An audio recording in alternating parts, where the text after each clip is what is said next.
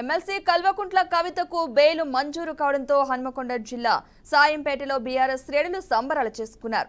భారత జాగృతి రాష్ట్ర కార్యదర్శి అశోక్ ఆధ్వర్యంలో నిర్వహించిన ఈ కార్యక్రమంలో పెద్ద సంఖ్యలో బీఆర్ఎస్ శ్రేణులు పాల్గొన్నారు.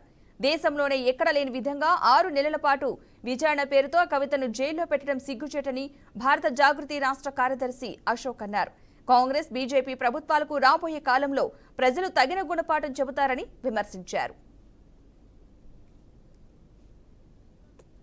నిందితురాలుగా విచారణ పేరుతో ఢిల్లీకి తీసుకెళ్లి సిబిఐ కోర్టులో హాజరుపరిచి అక్కడి నుంచి వెళ్ళి జైలుకు తీసుకువెళ్ళి 6 నెలల పాటు 154 రోజుల పాటు తనను మానసికంగా గురి చేయడం జరిగింది.